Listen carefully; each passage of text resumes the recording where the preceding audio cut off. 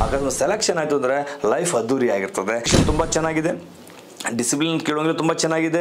ಅಲ್ಲಿ military officer ಮಾಡಲಿಕ್ಕೆ ತಯಾರು ಮಾಡ್ತಿರೋ ಕಾರಣ so physically fit, mentally fit, complete ಎಲ್ಲರೂ ಕೂಡ ಫಿಟ್ ಆಗಿ ಮಕ್ಕಳು ತಯಾರಾಗ್ತಾರೆ. ಯುದ್ಧ ಅಥವಾ ಆಪರೇಷನ್ಗಳಲ್ಲಿ ಅಥವಾ ಯೋಧರುಗಳಿಗೆ, ಸೈನಿಕರಿಗೆ ಹುತಾತ್ಮರಾಗಿ ಅಥವಾ ಅವ್ರಿಗೆ ಏಟ್ ಆಗಿದ್ರೆ ಅಂಥವ್ರು ಕೂಡ ರಾಷ್ಟ್ರೀಯ ಮಿಲಿಟರಿ ಸ್ಕೂಲ್ RMS ಇದು ಬಹಳ ಗೊಂದಲ ಇದೆ.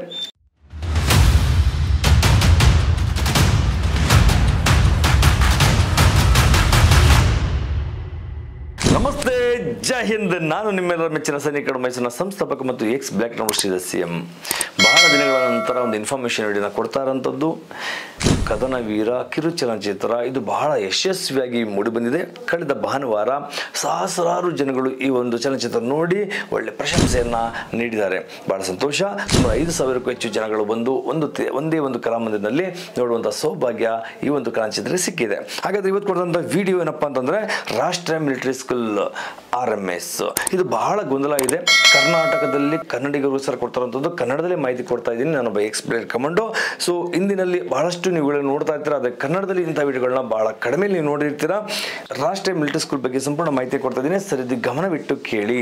ರಾಷ್ಟ್ರೀಯ ಮಿಲಿಟರಿ ಸ್ಕೂಲ್ ಅಂದ್ರೆ ಏನು, ಇದು ಸೆಲೆಕ್ಷನ್ ಪ್ರೊಸೆಸ್ ಏನಿರುತ್ತೆ, ಸೆಲೆಕ್ಷನ್ ಕ್ರೈಟೇರಿಯಾ ಏನು, ಇದು ನಮಗೂ ಬಡ ವಿದ್ಯಾರ್ಥಿಗಳು ಕೂಡ ಅವಕಾಶ ಇದೆಯಾ, ಗೌರ್ಮೆಂಟ್ ಶಾಲೆ ಓದುವಂಥ ಮಕ್ಕಳು ಅವಕಾಶ ಇದೆಯಾ, ಅಥವಾ ಸೊ ಯಾವುದೋ ಒಂದು ದೊಡ್ಡ ಸ್ಕೂಲ್ ಓದುವ ಮಕ್ಕಳಿಗೂ ಅವಕಾಶ ಇದೆಯಾ? ಅದು ಎಲ್ಲರೂ ಕೂಡ ಅವಕಾಶ ಇದೆ.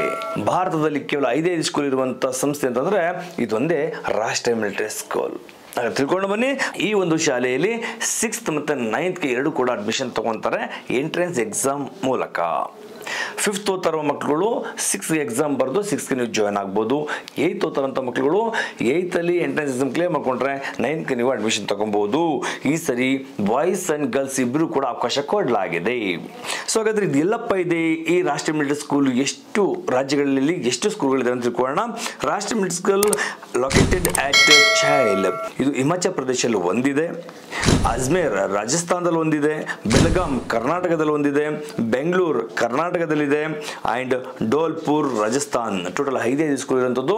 ಕರ್ನಾಟಕದಲ್ಲಿ 2 ಸ್ಕೂಲ್ಗಳಿದ್ದಾವೆ, ಒಂದು ಬೆಂಗಳೂರು, ಇನ್ನೊಂದು ಬೆಳಗಾಂ. ಹಾಗಾದ್ರೆ ನೆಕ್ಸ್ಟ್ ತಿಳ್ಕೊಳ್ಳೋಣ. ಎಲಿಜಿಬಿಲಿಟಿ ಕ್ರೈಟೇರಿಯಾ ಏನು.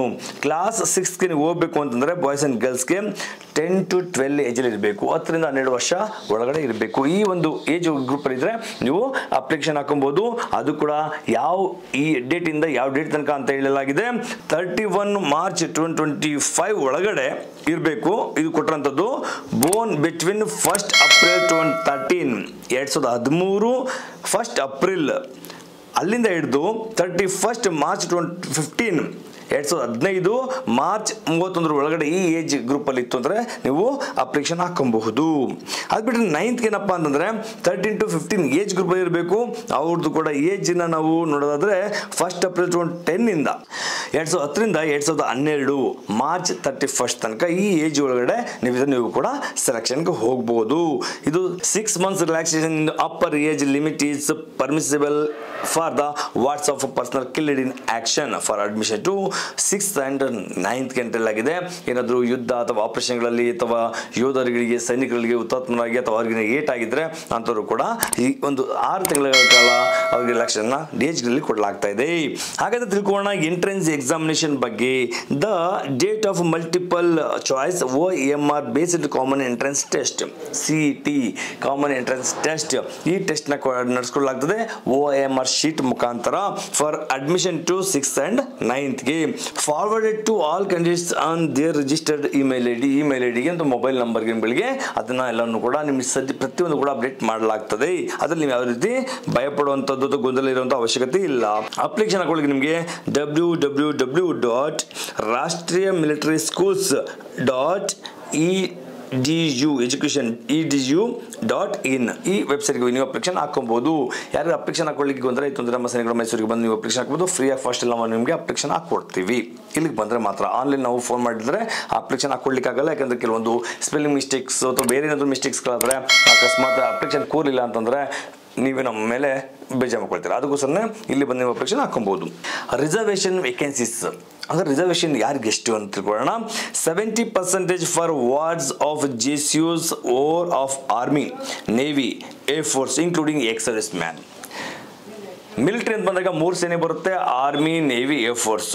ಈ 3 ಸೇನೆಯಲ್ಲಿ ಸೇವಾನಿರತರಾಗಿರುವಂತ ಮತ್ತು ಸೇವೆಯಿಂದ ನಿವೃತ್ತರಾಗಿರುವಂತ ಎಲ್ಲ JCOs ಅಂದ್ರೆ ಜೂನಿಯರ್ ಕಮಿಷನ್ ಆಫೀಸರ್ಸ್ ವೋರ್ಸ್ ಅದರ್ ರ್ಯಾಂಕ್ಸ್, ಇಂಥವ್ರಿಗೆ ಮಾತ್ರ ಮಿಲಿಟರಿ ಪರ್ಸನಲ್ಗೆ ಮಾತ್ರ ಅವಕಾಶ ಇದೆ. ಅದು 70% ಇದೆ.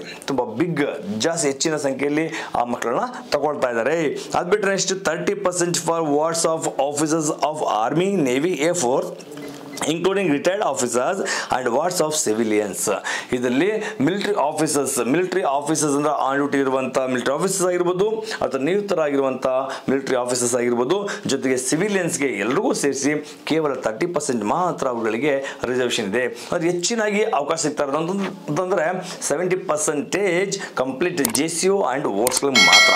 ಈ ಒಂದು ಅವಕಾಶಗಳನ್ನ ಸದ್ಬಳಕೆ ಮಾಡ್ಕೊಳ್ಳಿ ಅಂತ ಹೇಳ್ತೀನಿ. ಒಳ್ಳೆಯ ಸ್ಕೂಲು, ಈ ಸ್ಕೂಲಿನ ಅಕಸ್ಮಾತ್ ಮಕ್ಕಳನ್ನ ಎಜುಕೇಶನ್ ಪಡ್ಕೊಂಡ್ರೆ ಬಹಳ ಅನುಕೂಲ ಆಗ್ತದೆ. ಯಾಕಂದ್ರೆ ಎಜುಕೇಶನ್ ತುಂಬಾ ಚೆನ್ನಾಗಿದೆ, ಡಿಸಿಪ್ಲಿನ್ ಕೇಳೋಂಗೆ ತುಂಬ ಚೆನ್ನಾಗಿದೆ. ಅಲ್ಲಿ ಮಿಲಿಟರಿ ಆಫೀಸರ್ ಮಾಡ್ಲಿಕ್ಕೆ ತಯಾರು ಮಾಡ್ತಿರೋ ಕಾರಣ physically fit, mentally fit, complete ಎಲ್ಲರೂ ಕೂಡ ಫಿಟ್ ಆಗಿ ಮಕ್ಕಳು ತಯಾರಾಗ್ತಾರೆ. ಹಾಗಾದ್ರೆ ನೆಕ್ಸ್ಟ್ ಅದ್ರೂ ಕೂಡ ಫುಡ್, ಅಕಾಮಿಡೇಷನ್ ಎಲ್ಲ ಕೂಡ ಹೈ ಲೆವೆಲ್ ಇರುತ್ತೆ, ತುಂಬ ಚೆನ್ನಾಗಿರುತ್ತೆ. ನೆಕ್ಸ್ಟ್ ಇನ್ನು ಅಡ್ಮಿಟ್ ಕಾರ್ಡ್ ಯಾವ ಥರ ಬರುತ್ತೆ ಅದ್ರ ಬಗ್ಗೆ ಎಲ್ಲರೂ ಕೂಡ ನಿಮಗೆ ವೆಬ್ಸೈಟಲ್ಲಿ ಹೋಗಿ ಚೆಕ್ ಮಾಡ್ಕೊಬೋದು, ಅಥವಾ ನಿಮ್ಮ ಮೇಲ್ಗೆ ಮೆಸೇಜ್ ಮಾಡ್ತಾರೆ, ಅಥವಾ ನಿಮಗೆ SMS ಥ್ರೂ ಕೂಡ ತಿಳಿಸ್ಕೊಡ್ಲಾಗ್ತದೆ. ನೆಕ್ಸ್ಟ್ ಅವಾಗ ನಿಮಗೆ ಮೆಡಿಕಲ್ ಆಗುತ್ತೆ. ಅಪ್ಲಿಕೇಶನ್ ಫಾರ್ಮ್ ಯಾವಾಗ ಶುರುವಾಗಿದೆ, ಈಗಾಗಲೇ ಶುರು ಆಗ್ಬಿಟ್ಟಿದೆ. ನಾವು ಕೂಡ ನಮ್ಮ ಚಲನಚಿತ್ರ ಕರ್ಣವೀರ ಬಿಡುಗಡೆ ಆಗ್ತಿರೋ ಕಾರಣ ಕೆಲವೊಂದು ಅಪ್ಡೇಟ್ ಮಾಡಲಿಕ್ಕೆ ಡಿಲೇ ಆಯಿತು. ಇದು ಆ್ಯಕ್ಚುಲಿ 21 ಆಗಸ್ಟ್ 2024 21 ಆಗಸ್ಟಲ್ಲಿ ಅಪ್ಲಿಕೇಶನ್ ಆನ್ಲೈನ್ ಶುರು ಆಗೋಗಿದೆ.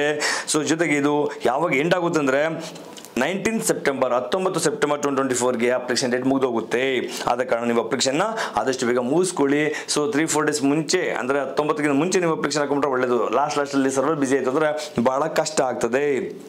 ಎಷ್ಟೋ ಜನಗಳು ಅಯ್ಯೋ 5 ಸ್ಕೂಲ್ ಇರೋದಲ್ಲ, ಕೇವಲ 100 ಸೀಟ್ ಅಂದರೆ 500 ಸೀಟ್ ಬರುತ್ತೆ, 500 ಸೀಟಲ್ಲಿ ಮತ್ತೆ ನಮ್ಮ ಮಕ್ಕಳಿಗೆ ಅವಕಾಶ ಸಿಗುತ್ತಾ ಇಲ್ವಾ ಅಂತೇಳಿ ಎಷ್ಟೋ ಅಪ್ಲಿಕೇಶನ್ ಸಂಖ್ಯೆ ಕಡಿಮೆ ಆಗ್ಬಿಡುತ್ತೆ. ಅಪ್ಲಿಕೇಶನ್ ಹಾಕೊಳ್ಳಿ, ನಿಮ್ಗೆ ಸೆಲೆಕ್ಷನ್ ಚಾನ್ಸ್ ಸಿಗಿದ್ರೆ ಯಾಕೆ ಬೇಡ ಅಂತೀರಾ? ಇಂಥ ಚಿಕ್ಕ ವಯಸ್ಸಲ್ಲೇ ಮಕ್ಕಳುಗಳು ಎಂಟ್ರೆನ್ಸ್ ಎಕ್ಸಾಮ್ ಬರಿತಾವ್ರೆ ಅಂತಂದರೆ ಬಹಳ ಹೆಮ್ಮೆ ಪಡುವಂಥ ಸಂಗತಿ, ಬಹಳ ಮೆಚ್ಚುಗೆಯ ಸಂಗತಿ. ಯಾಕೆಂದರೆ ಇಷ್ಟು ಚಿಕ್ಕ ವಯಸ್ಸಿನ ಮಕ್ಕಳಲ್ಲಿ ಆ್ಯಕ್ಚುಲಿ CET ಅಂತ ಬಂದಾಗ ಡೈರೆಕ್ಟ್ಲಿ 10th ಪಾಸ್ ಆದ್ಮೇಲೆ ಅಥವಾ PUC ಪಾಸ್ ಆದ್ಮೇಲೆ ಅಥವಾ ಡಿಗ್ರಿ ಲೆವೆಲಲ್ಲಿ ಮಕ್ಕಳು ಎಕ್ಸಾಮ್ ಬರೀತಾರೆ. ಆದರೆ 4th 5th ಓದ್ತಿರೋ ಮಕ್ಕಳುಗಳೇ ಹೇಗೆ ಎಕ್ಸಾಮ್ ಬರೀತಾರೆ ಅಂದರೆ ಅವ್ರಿಗೊಂದು ವಿಶ್ವಾಸ ಹೆಚ್ಚಾಗ್ತದೆ. ಎಂಟ್ರೆನ್ಸ್ ಎಕ್ಸಾಮ್ ಅಂತ ಬಂದಾಗ ಅವ್ರ ಕಾನ್ಫಿಡೆನ್ಸ್ ಜೊತೆಗೆ ಅವರು ಮುಂದಿನ ಆಲೋಚನೆಗಳು ಬದಲಾವಣೆ ಆಗ್ತಾ ಹೋಗ್ತದೆ. ದೊಡ್ಡ ಮಟ್ಟದಲ್ಲಿ ಯೋಚನೆ ಮಾಡಲಿಕ್ಕೆ ಪ್ರಯತ್ನ ಮಾಡ್ತಾರೆ. ಅಕಸ್ಮಾತ್ ಸೆಲೆಕ್ಷನ್ ಆಯಿತು ಅಂದರೆ ಲೈಫ್ ಅದ್ದೂರಿ ಆಗಿರ್ತದೆ.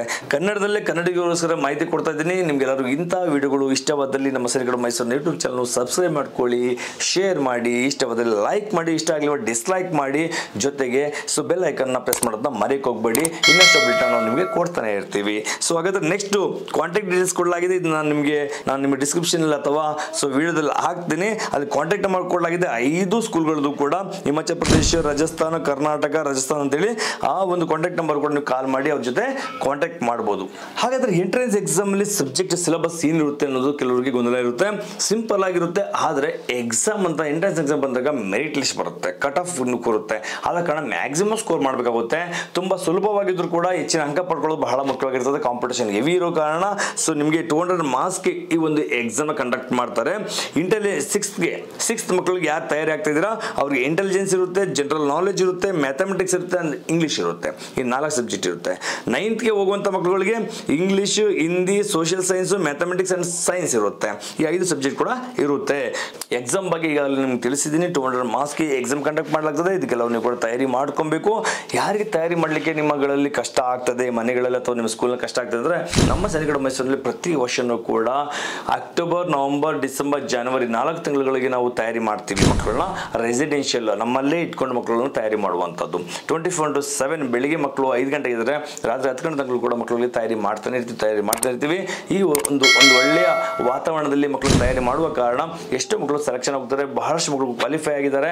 ನಮ್ಮ ಸನಿಕಡು ಮೈಸೂರಿನಲ್ಲಿ ಮಕ್ಕಳನ್ನ ತಂದು ಬಿಡೋದಾದ್ರೆ ಇದೇ ಸೆಪ್ಟೆಂಬರ್ 25 ನೀವು ರಿಜಿಸ್ಟರ್ ಮಾಡ್ಕೊಬೇಕು. ಯಾಕಪ್ಪ ಅಂದ್ರೆ ಕೇವಲ ನಾವು 20 ಮಕ್ಕಳು ಮಾತ್ರ ನಾವು ಈ ಸಲ ತಗೊಳ್ತಾ ಇರೋದು. 20 ಮಕ್ಕಳು ಮಕ್ಕಳನ್ನೇ ನಾವು ತಯಾರಿ ಮಾಡ್ತೀವಿ. ಹಾಗೆ ಮಕ್ಕಳ ಸಂಖ್ಯೆ ಜಾಸ್ತಿ ಇತ್ತು ಅಂತಂದರೆ ಸ್ಟಾರ್ಟಿಂಗಲ್ಲಿ ಎಂಟ್ರೆನ್ಸಲ್ಲಿ ನಾವು ಕೂಡ ಒಂದು ಎಂಟ್ರೆನ್ಸ್ ಎಕ್ಸಾಮ್ನ ಕಂಡಕ್ಟ್ ಮಾಡ್ತೀವಿ. ಆ ಮಕ್ಕಳು ಯಾರು ಮ್ಯಾಕ್ಸಿಮಮ್ ಸ್ಕೋರ್ ಮಾಡ್ತಾರೆ ಅಂತ ಮಕ್ಕಳು ಮಾತ್ರ ತಗೊಳ್ತೀವಿ. ಕೇವಲ 20 ಮಕ್ಕಳು ಮಾತ್ರ ಅವಕಾಶ ಇರುತ್ತೆ. ಅದು ಹೆಣ್ಮಕ್ಳಾಗಿರ್ಬೋದು ಗಂಡು ಮಕ್ಕಳಾಗಿರ್ಬೋದು. ಈ ಎಲಿಜಿಬಿಲಿಟಿ ಕ್ರೈಟೇರಿಯಾದಲ್ಲಿ ಕೂರುವಂಥ ಎಲ್ಲ ಮಕ್ಕಳು ನಾವು ತಗೊಳ್ತೀವಿ. ಅಡ್ಮಿಷನ್ ಅಂತೂ ಎಲ್ಲರೂ ತಗೊಳ್ತೀವಿ. ಆದರೆ ಎಂಟ್ರೆನ್ಸ್ ಎಕ್ಸಾಮಲ್ಲಿ ಯಾವ ಮಕ್ಕಳು ಮ್ಯಾಕ್ಸಿಮಮ್ ಸ್ಕೋರ್ ಮಾಡ್ತಾರೆ ಅಂತ ಮಕ್ಕಳಿಗೆ ಅವಕಾಶ ಕೊಡ್ತೀವಿ. ನಮ್ಮ ಸೈನಿಕರ ಮೈಸೂರಿನಲ್ಲಿ ತಗೊಳ್ಳುವಂಥ ಈ ಕೋಚಿಂಗಿಂದ ಲಾಭ ಏನೇನಪ್ಪ ಆಗುತ್ತೆ ಅಂತಂದರೆ, ಒಂದು ನವೋದಯ JNV ಜವಾಹರ್ ನವೋದಯ ವಿದ್ಯಾಲಯಕ್ಕೆ ನಾವು ಎಕ್ಸಾಮ್ ಬರೆಸ್ತೀವಿ. Sainik school AISSEE all India Sainik school entrance ಎಕ್ಸಾಮ್ಗೆ ತಯಾರು ಮಾಡ್ತೀವಿ. RMS ರಾಷ್ಟ್ರೀಯ ಮಿಲಿಟರಿ ಸ್ಕೂಲ್ಗೆ ತಯಾರಿ ಮಾಡ್ತೀವಿ. ಈ 3 ಎಕ್ಸಾಮ್ನ ಈಸಿ ಮಕ್ಕಳು ಕ್ರ್ಯಾಕ್ ಮಾಡಲಿಕ್ಕೂ ಆಗುತ್ತೆ, ಜೊತೆ ಮ್ಯಾಕ್ಸಿಮಮ್ ಸ್ಕೋರ್ ಕೂಡ ಮಾಡ್ಬೋದು. ಆದ ಕಾರಣ ನಮ್ಮ ಸೈನಿಕರ ಮೈಸೂರಿನಲ್ಲಿ ಬಂದರೆ 3 ಎಕ್ಸಾಮ್ಗೆ ಒಂದೇ ಒಂದು ಕೋಚಿಂಗ್ನಲ್ಲಿ ಎಲ್ಲ ತಯಾರಿ ಮಾಡುವಂಥ ಅವಕಾಶಗಳು ಸಿಗ್ತಾ ಇದೆ. ಯಾರಿಗಾದ್ರೂ ಆಸಕ್ತ ಮಕ್ಕಳು ಇದ್ದರೆ ಅಥವಾ ಪೋಷಕರಿದ್ದರೆ ಖಂಡಿತ ಇಂಥ ಮಕ್ಕಳನ್ನ ಕರ್ಕೊಂಡು ಬಿಡ್ಬೋದು. ಹೆಚ್ಚಿನ ಮಾಹಿತಿಗೆ ನಮ್ಮ ನಂಬರ್ಗೆ ಕರೆ ಮಾಡಿ. ನಮ್ಮ ನಂಬರ್ನ ಈ ವಿಡಿಯೋದಲ್ಲಿ ಡಿಸ್ಪ್ಲೇ ಮಾಡಾಗಿದೆ. ಈ ನಂಬರ್ಗೆ ಕರೆ ಮಾಡಿ ಇನ್ನಷ್ಟು ಮಾಹಿತಿಗೆ ನಮ್ಮ ಸೈನಿಕರ ಮೈಸೂರು ನೆಟ್ ವಿಷನ್ ನೋಡ್ತಾ ಇರಿ. Thank you. ನಮಸ್ತೆ. ಜೈ ಹಿಂದ್.